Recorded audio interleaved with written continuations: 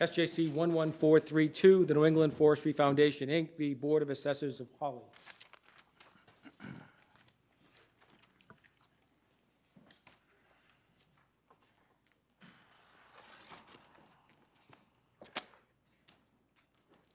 May it please the court, Doug Hallward-Driemeier on behalf of the New England Forestry Foundation, otherwise known as NEF. The New England Forestry Foundation is one of the oldest and largest nonprofit conservation organizations in New England. It protects under conservation restriction more than 1.1 million acres of New England forests, and it owns in fee more than 23,000 acres. That is more than a fifth the landmass of the Commonwealth of Massachusetts. In Massachusetts itself, NEF owns and protects more than 7,500 acres.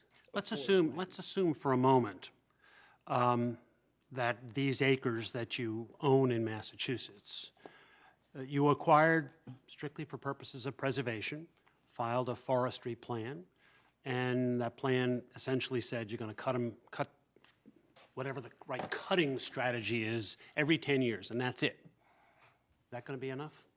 It would, Your Enough to qualify you for a tax exemption? Yes, it would, Your as Honor. opposed to a tax reduction. Yes, yes, Your Honor. So just the maintaining of forest lands, you would say, is a sufficient charitable purpose and a sufficient occupancy. No, let me be clear. I thought the question was directed at NEF.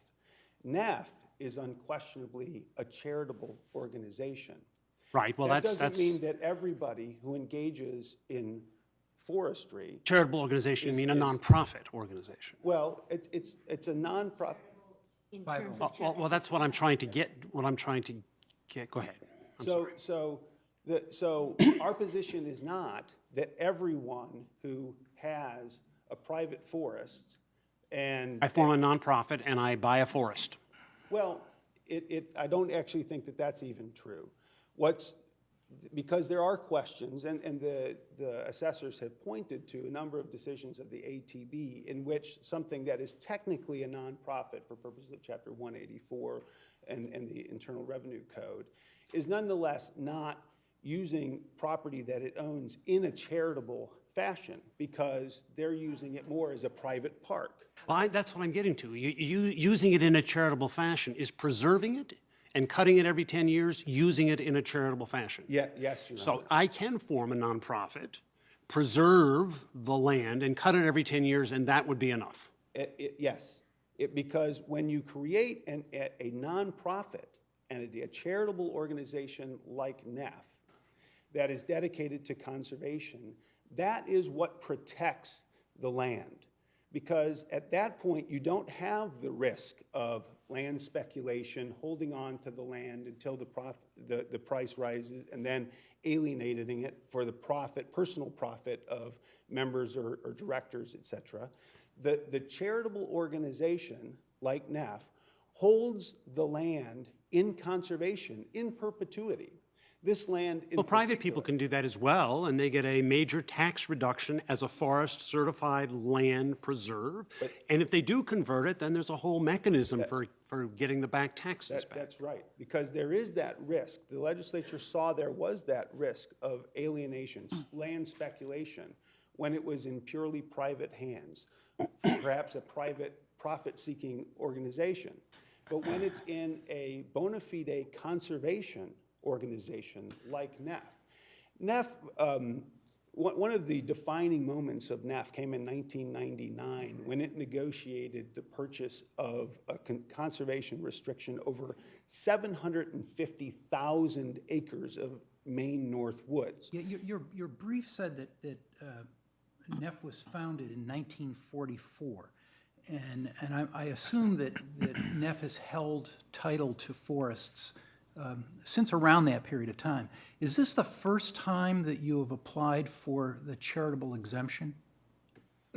I don't know that this was the first. I do know that NEF's attitude toward the exemption changed. But If I could has explain NEF why. obtained any charitable exemptions from real estate taxes There are some of Neff's properties In that- Massachusetts? Yes. And so other cities and towns have granted the... Yes, there are different approaches that assessors take. What about in other states in New England? Has Neff obtained recognition of its status for purposes of I'm comparable afraid that grants of exemption? I'm afraid that I don't know the answer to that question, Your Honor. I know that the issue is being litigated by another conservation organization in Maine at present. The many acres you talked about, that's not part of litigation. The, The York County case is not related, that's not a Neff case. no, that's not an F case. But I don't think there is any question about the bona fides of an organization like Neff, that it's going to hold the land in conservation, as you say. Neff has been in existence since 1944 with this type of acreage. This land in particular was bought to buffer a state forest and does so. And in fact, it's a seamless transition from the state's own property to that of Neff. And in terms of occupancy. But excuse me, Neff yes, is not required to maintain, to continue to own the property, though. I mean, Neff could make a decision within its organizational purposes that it wants funds in order to be able to do something. It has limited funds. It wants to be able to sell a particular parcel in order to be able to do something that it thinks is more important. So when you say in perpetuity, that's not really necessarily so. There would be, I think, a very serious investigation by the Attorney General. The Attorney General oversees NAF. Unlike a private organization, NAF, as a charitable organization, is overseen by the Attorney General, and its use of its assets is as well. And if an organization that has taken donations, raised money, and taken tax exemption because it is a conservation organization, were to take property that abuts a state forest and sell it off for development, I think they would be Do something under very a- good with the money. I'm not suggesting otherwise, but I'm just. But it would be a very dire question about whether NEF had raised funds on a purported conservation purpose in a misleading fashion to But they its- to its- couldn't they sell the land to a developer and take the proceeds to buy even more forestry land somewhere else? Yes. And consistent with the charitable purposes of the corporation? Your Honor, I think that the pressure from the Attorney General and the rest of the conservation community would prevent that. So an art museum couldn't sell a prized painting to a private collector and use the money to buy another work of art from to enhance its collection in other ways? I don't think that I can say categorically that a conservation organization could never sell a piece of land. And one can imagine a piece of land that was originally one that was part of a larger tract that was protected, and over time, the rest of that land was developed, and this becomes isolated, and so no more serves a conservation purpose. There's no wildlife on it anymore because the rest of the land has been developed. In that case, I think a conservation organization might well decide that they're going to sell that to acquire, as Your Honor suggests, even more land to protect elsewhere. In this particular case, NEF has already obtained a conservation restriction in perpetuity on the abutting land. Part of it is protected in perpetuity by the state because it owns the That's state because forest. of the Chapter 61, or just No. on its own? On its own, when NEF acquired this property, the forested part, it dedicated to, it retained ownership of and dedicated as a forest. But it doesn't have to do that, does it? There's no legal requirement that any property it acquires be held under a conservation trust? And likewise, it's true of any property that is held by a charity, Your Honor, that there is no anti-alienation law. The park at issue in the town of Quincy case back in 1940, the land of the Dominican Fathers in the 1950s, the 70 acres that they used for contemplative walk, none of that land is subject to a restriction on alienation. But in the meantime, a lot of those parcels that you've described, I think, were occupied by the charity, and there was a building there that was used to further the charitable Well, activities. in some instances, not all. In the Wheaton College case, for example, they held wooded lots that they took some of the timber from for firewood for the college. Let me ask you this, along those lines, could the assessors who are looking at this property, could they, in making a decision, or the appellate tax board, but assume assume that you're right about Neff and this property, but do you think it is a categorical, or could the assessors look and say, well, this charity doesn't have a restriction in perpetuity, they could sell it tomorrow, in other words, can they look at those particular facts and make a judgment whether it fits the charity part or not of 59, Section 5? I do think that it's important to stress that we are not asserting a categorical rule, and there is a role for the assessors to play and the appellate tax board in testing how is the property actually used. And the test that I would suggest, I mean, the test for whether or not... Hasn't the board applied that test here and say it's not sufficiently used? No, because what the board said, and this is on pages 16 to 17 at the sort of outset, is they said, conservation is not a traditional charitable purpose. But it can still qualify. Therefore, they would determine whether other charitable purposes, such as education or recreation, were adequately reflected on the property, and measured against those other charitable purposes, they said it was not adequately occupied. So you're saying a traditional charitable purpose, then categorically, you would say Neff engages in traditional charitable purposes, therefore categorically, every forest piece that they own is covered. No, again, I think you can look at cases like that the assessors point to, Wings Neck, Brookline, Nature Preserve. These are all cases in which when the assessors went and looked, how is the property actually being used? It was actually being used more like a private park, more like somebody's backyard, more like there was no, in Forge's Farm, there was no conservation plan whatsoever for the property. It was just blocked off from access to anybody else except the property abutters, who were the directors of the nonprofit. Those are all questionable circumstances.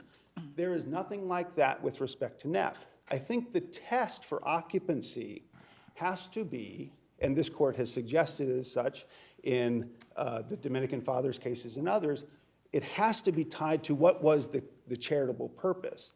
And because whether something is charitable is at bottom determined by whether it relieves the burdens of government, I think the question of occupancy should also look at how is it that a governmental analog would occupy that property.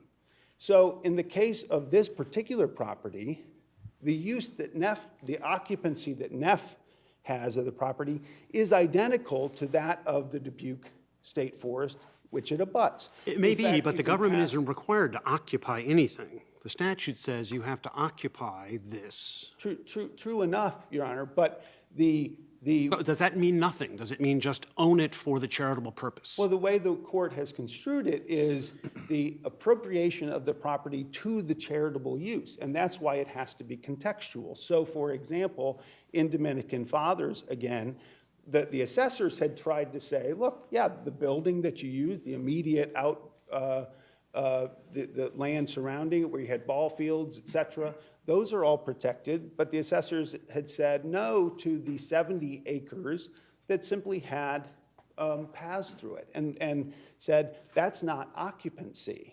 And the court said, no, occupancy has to be judged according to the charitable purpose. And moreover, said that when you have a bona fide charity, the court and the ATB should defer to the judgments of the charities.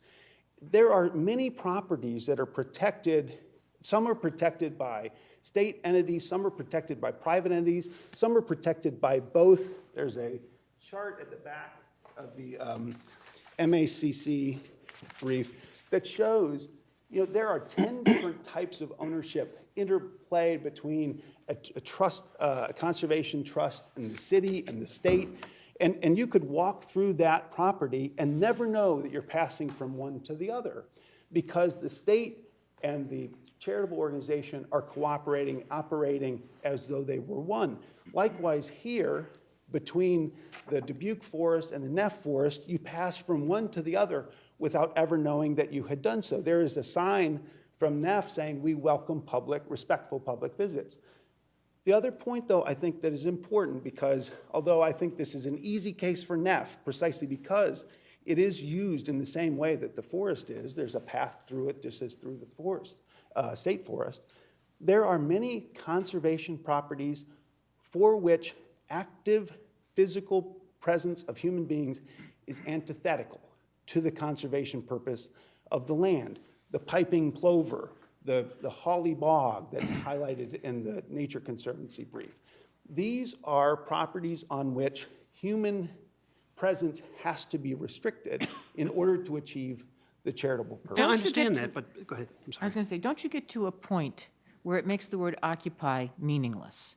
And isn't the answer perhaps to seek legislative change rather than to have judicial gloss read the word out of the statute? I don't think that we've reached that point where you have an organization like Neff that has a forest management plan that has been blessed by the state forester. It is actively engaged in that. Okay, that's what you're saying with Neff, but you just made a larger point, which is about all of the piping plovers and all of these, where occupancy would in fact be deleterious to the reason for which the property is held. Now that's not what you're saying is true with Neff, but you were making a larger point, and that was the one that prompted my question, which is that aren't you on a trajectory to reading out any meaning for the word occupy? I don't think I said that occupancy was antithetical. The physical active presence of humans was antithetical.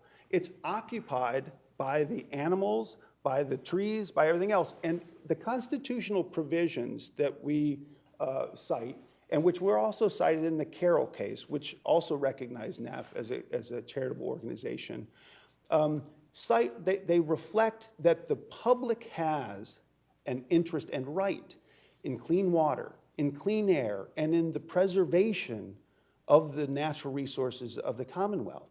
And so the fact that those particular acres are off limits to humans, but they are preserving that natural resource, that is the occupancy when it is pursuant to a bona fide conservation plan, and they're taking all of the steps that you would expect should be taken by a genuine conservation organization to protect it. When you get into these other situations where somebody says, I'd really like a tax break on my backyard, so I'm going to declare it a nonprofit, but it's still going to look a lot like my backyard. No, Isn't that what Chapter 61 is all about? It recognizes the importance of forest lands under a forest management plan. You fit directly into that tax category, which is for reduced taxes to encourage forest lands. Chapter 61 reflects that even a for-profit company should be entitled to a tax break. But one of the interesting things about Chapter 61 is if the entity that has owned it as a forest decides to sell it and take it out of forest, there is a right of first refusal of the municipality. The municipality, if it can't exercise that right of first refusal, has a right to assign it, not to anybody, not to another private forestry, but to a nonprofit conservation organization.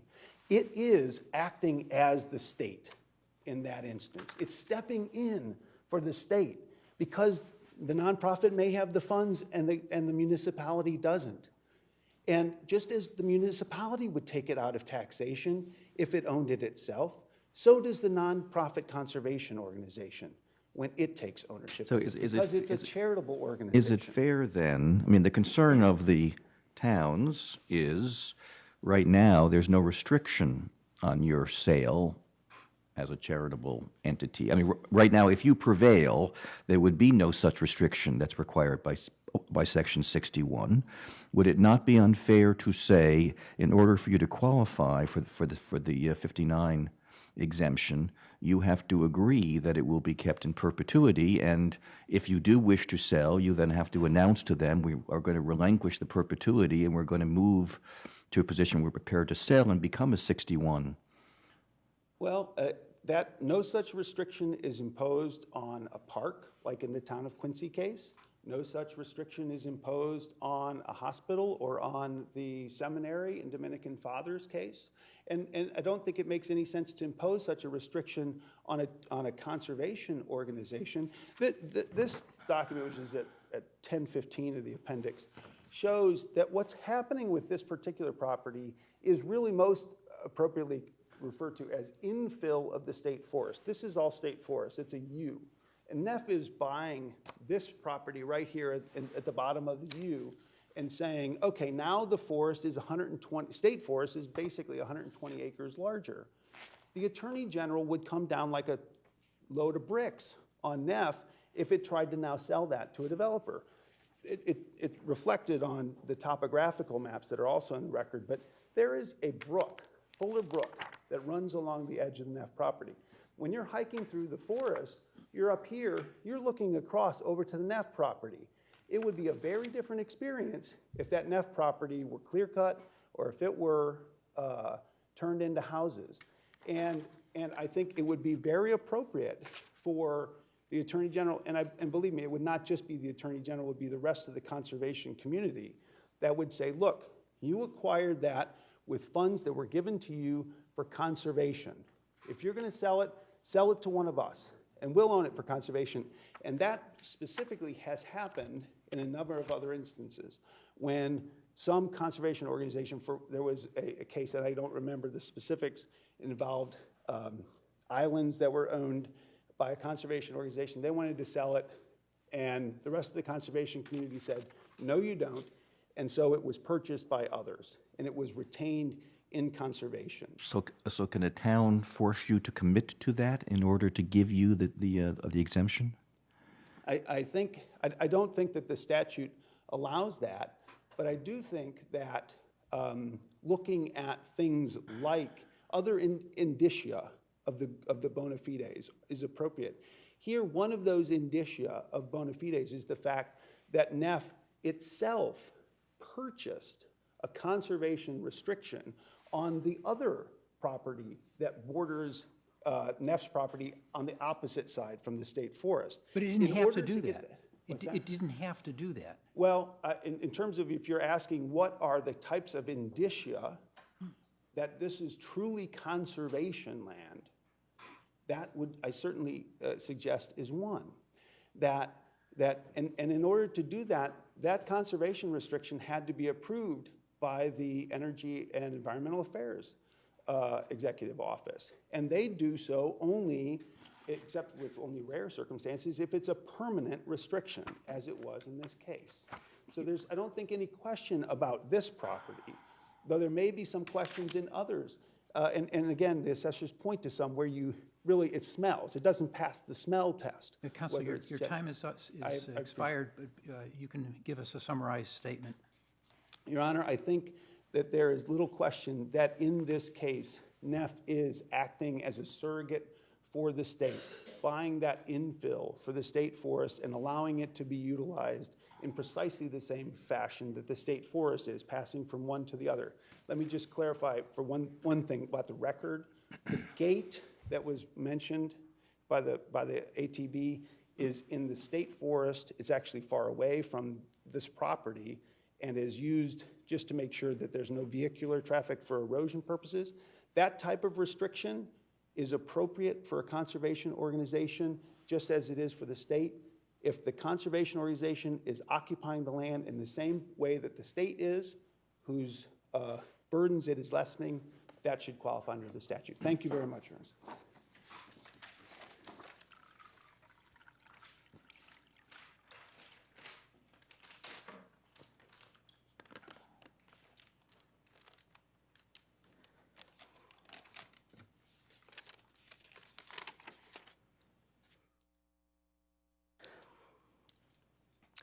Good morning. My name is Rosemary Crowley, and I, together with David J. Martell, represent the Hawley Board of Assessors, the appellee in this matter. I think it might be helpful to first start with where Hawley is. Hawley is a Berkshire town located approximately 22 miles west of Greenfield, approximately 110 miles north-northwest of where we stand today. It has a population of 337 people. It is a heavily forested community, much like its surrounding communities, and that is why this case is of such great concern to the assessors of Western and Central Mass in particular. Before I begin my central argument, I'd just like to clear up a few points made by my brother in his argument. First of all, there have been several briefs filed by friends of the court, several wonderful briefs, and in those briefs there have been many examples of properties put forth, and there have been concerns expressed about the tax-exempt status of those properties. One specific example given by the Audubon Society is a property known as the Hawley Bog. The Hawley Bog is located also in the town of Hawley, and I can represent to this court that the Hawley Bog receives a charitable tax exemption under Clause 3rd. Chapter 59, Section 5, Clause 3rd. The Hawley Bog underwent the same test that was applied to the Neff property located in Hawley. It was found that the Hawley Bog offered educational programs, that the Hawley Bog, there's a 4-acre portion of the property which constitutes the bog itself, a fragile, natural site that requires care and that is not compatible with unfettered human access. But the owners of that property allowed the public, encouraged the public, and provide the opportunity for the public to come onto that bog in a supervised manner. But I speak of facts that are not before you. You are presented with very specific facts having to do with 120 specific acres in the town of Hawley.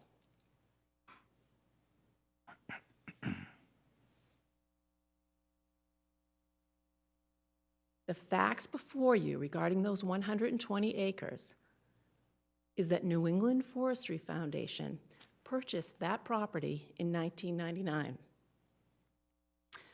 They obtained forest land classification. As a result, for the next 10 years, they applied every year. They filed their form to make sure that they received taxation and classification as a forest. Under Chapter 61. Under Chapter 61, yes. But since 1999? Since 1999, I know that the property was purchased in 1999, and I believe that I am correct. The ATB decision. But it was the 10 years after that, basically. 10 years after that, it was a Chapter 61 property that its land was valued pursuant to the Farm Valuation Assessing Commission. Advisory Commission, excuse me, Farm Valuation Advisory Commission. They set values for lands that are classified as forest. In the case of Neff, under the FVAC, they received a valuation of slightly under $100 an acre for their 120 acres. A significant tax break to enable that property to be held as forest land and make it economically possible to do so. In return for this favored classification, an owner takes on restrictions, restrictions that do not help the owner.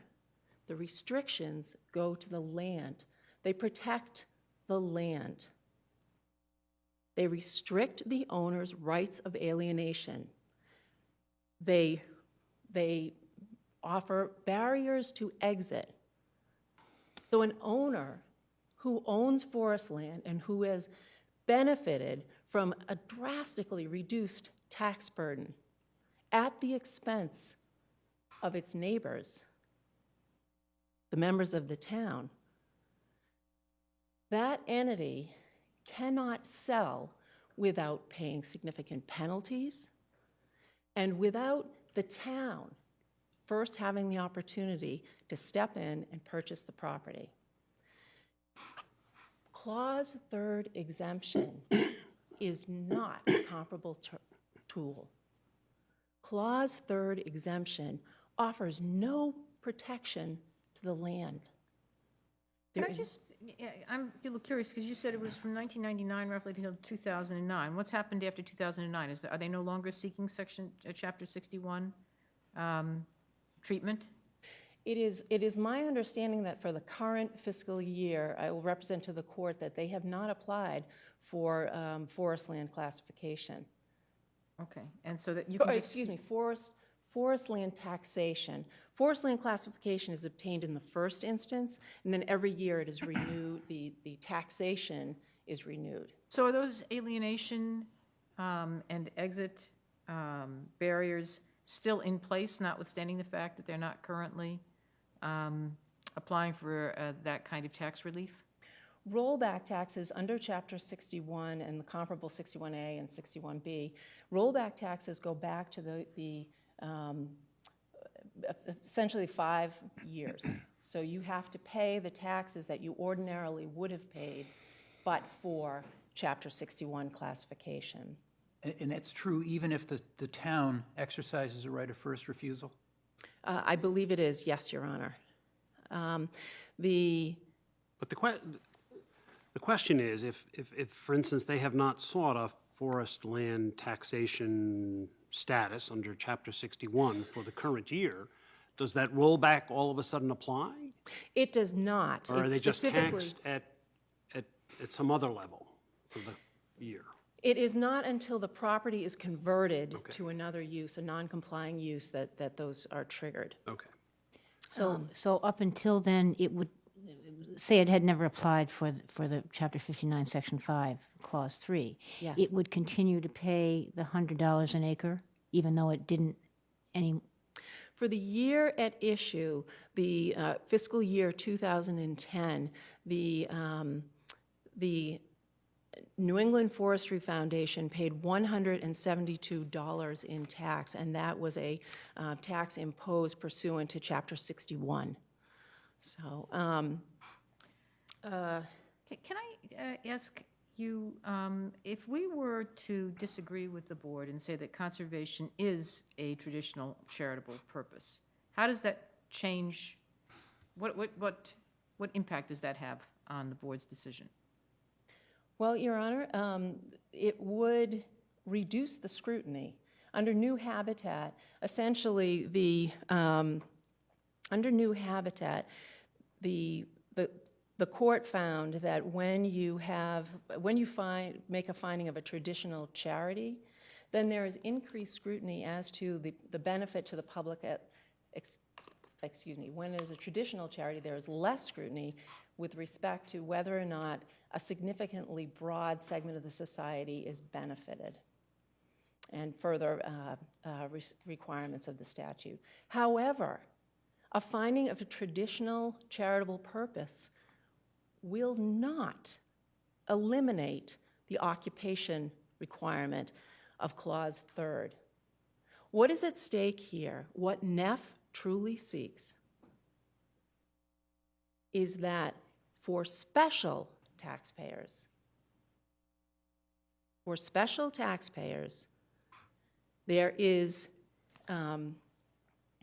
they do not have to meet the occupation standard, that mere ownership will satisfy their burden. That's not what they're saying. I mean, maybe you would say it's the same thing that they're saying, but what they're saying is their charitable purpose is conservation.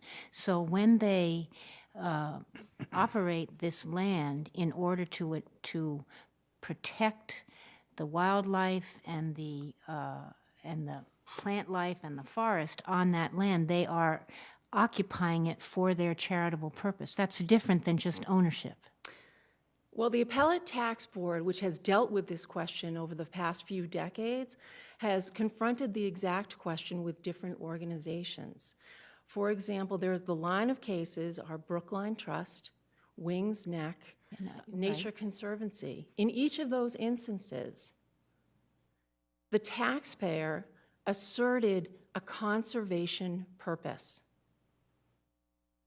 And in each of those cases, the Appellate Tax Board went to an analysis to determine how the property was used, to determine if there was an active appropriation immediate to the charitable purpose. If you look at the facts that are presented and that were found by the Appellate Tax Board in this case, there's no use. How are you going to turn away? But you're defining use as being available for humans to, and inviting human access, right? Is that what you're? Well, Your Honor, in the case of the Piper plover, and I can only speak to this in the hypothetical form, but it's my. Well, is that what you're saying? Is that what use is? You're defining use as being available for human entry and use. I would say that a conservation purpose coupled with education, a conservation purpose coupled with scientific endeavor, a conservation purpose, for example, with the Piper plover example presented in one of the Friends of the Court's brief. There, the property, within the property, there was a zone maintained, fenced off, protecting the Piper plovers during their nesting.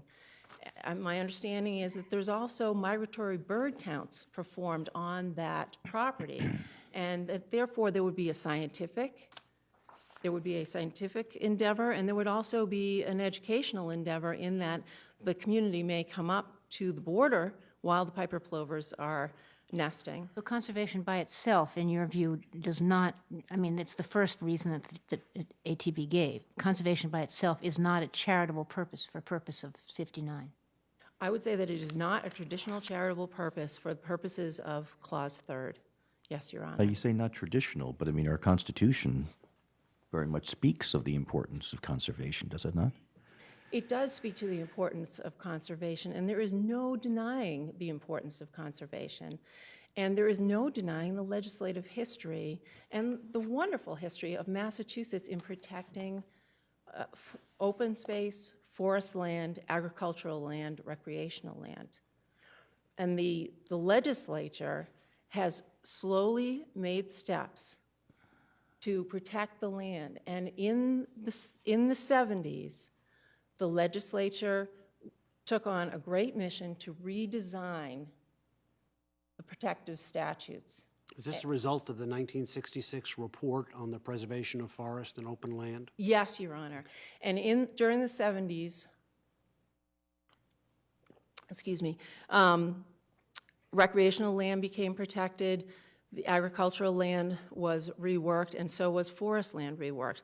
And all these reworkings were done to protect land. Prior to that point, the legislation from, I believe, 1940, governing protecting agricultural and timber use, forest use. At that point, the legislature felt that what needed to be protected was the ability of farmers to farm, the ability of foresters to harvest timber off of land, and they wanted to protect, back then, the ability of people to economically pursue those endeavors. In the 70s, the emphasis shifted to a protection for land. Can I ask you this? Do you have any state parks in Hawley? You do, yes? There are state parks in Hawley, and you bring up a very good Is point. the Dubuque one in Hawley? The Dubuque Forest, I believe, is in Hawley, and also too, under Chapter 58, Sections 11 and 13, forest land owned by the state is subject to state reimbursements to the municipalities for the forest lands held. So to the extent Formula for that? Or is it whatever the legislature chooses to do from year to year? there is a, I believe that there is a fund set aside, and then that there is a formula depending on the amount available and the amount claimed. Is there also any reimbursement from the state for land held under Chapter 61, 61A, and 61B? State for, State reimbursement, is there any state aid to municipalities? Chapter 61, 61A, and 61B govern privately held land. Yeah. So to supplement the reduction, no, I do not believe that there is. Okay, it's just the state-owned land. The state-owned land, correct. But I'm sorry, you were, the question was, why is conservation alone not sufficient? And you were speaking then about the importance of safeguarding the land, but it wasn't clear to me why that leads to the view that conservation alone is not enough. Because at the time of in the 70s, when this whole question was raised, and people came together to decide what are the best ways to preserve land, specifically tax exemption of open space, forest land, farmland, was considered and rejected by the legislature for fear of a boomerang effect. Essentially, land would be put to the side, tax-free for years, until it gained such value that that economic pressures caused it to be sold and then developed. Clause 3rd was left untouched during the 70s. The legislature did not find that to be an effective tool to protect the land. Instead, it found Chapter 61, 61A, and 61B. What would it need? What would the legislature need to have done if it were an effective way to protect land? What else would the legislature need to have done? The legislature could have set up specific conditions under which tax exemption could be achieved through the mere ownership of land that should be protected. Would you think, though, that, what do you say to the argument made by Neff that in the preamble to Chapter 59, Section 5, there are various exemptions that are listed, saying you can't have a double. If you're one of these, you can't have another one. And the exemptions that apply to 61, 61A, and 61B are not listed there. Does that make a difference? I believe I addressed that in my brief, Your Honor.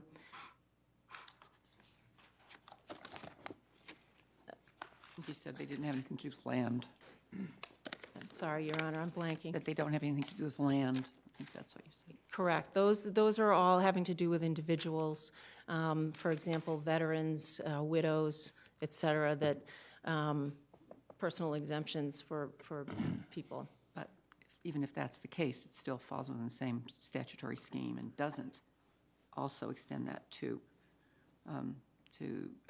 anything else in the scheme. I'm sorry, Your Honor, I think I've lost the question. Well, I think you answered it. So. Thank you, Okay, Counsel. thank you. Your time is up. Thank you. You have one more?